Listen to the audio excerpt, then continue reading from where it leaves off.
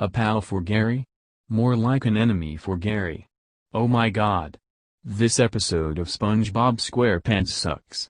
Here are the reasons why this episode sucks in my opinion. This episode opens on SpongeBob's house, where he is feeding Gary.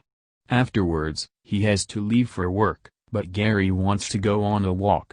SpongeBob tells him that he does not have time to give him one and sadly walks away too weak, feeling remorseful that he had no time to hang out with Gary. As he goes to the Krusty Krab, he notices that Mr. Krabs refuses to give one customer service on account of him bringing his pet worm into the restaurant. This reminds SpongeBob of the fact that Gary is home alone with nobody to keep him company, prompting him to make a remorseful phone call reminding Gary that he will be home soon.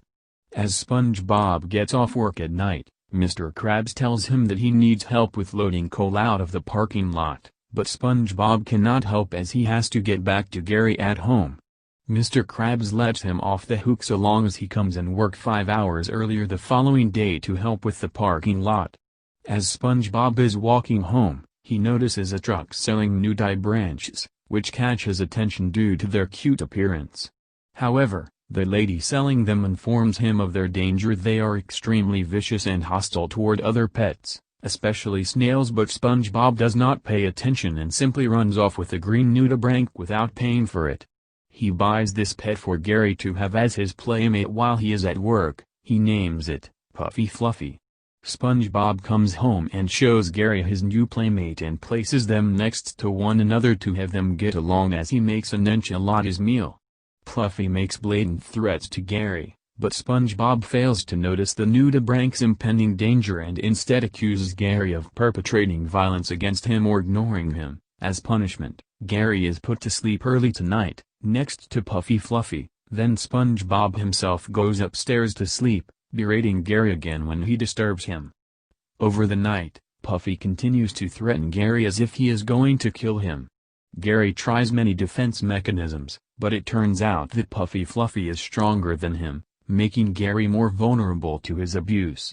They continue fighting throughout the night, which eventually carries into the library, prompting a house fire made by Puffy Fluffy, who knocked over SpongeBob's fireplace. The next day, SpongeBob wakes up to find that his house is a mess, and assumes that Gary caused it out of jealousy of his new friend. He then walks into his exercise room to find Puffy Fluffy about to eat Gary alive, but, oblivious to the nudibranch's blatant abuse, once again accuses Gary of harassing him. Puffy eventually traps SpongeBob as well, which gives Gary the idea to save him by getting out his lasso and freeing SpongeBob and intimidating Puffy, who runs off. Gary presents his defense. Despite this, SpongeBob still believes that Gary was responsible for Puffy Fluffy's violent behavior. The episode ends with SpongeBob at work again, this time bringing Gary ether. The policy has been updated to allow animals in the restaurant so he won't be lonely anymore, to his dismay. Mr. Krabs ironically hires Gary as the restaurant's second fry cook as the episode ends. And that's how the episode goes. If you haven't seen it, don't watch it. It's a waste of time. I don't know who likes or hates this episode, so I'm gonna leave it be. Screw a pal for Gary. And screw Stuck in the Ringer. Chocolate with Nuts is 7,547,531,026,264,241 times better than a pal for Gary. End of rant.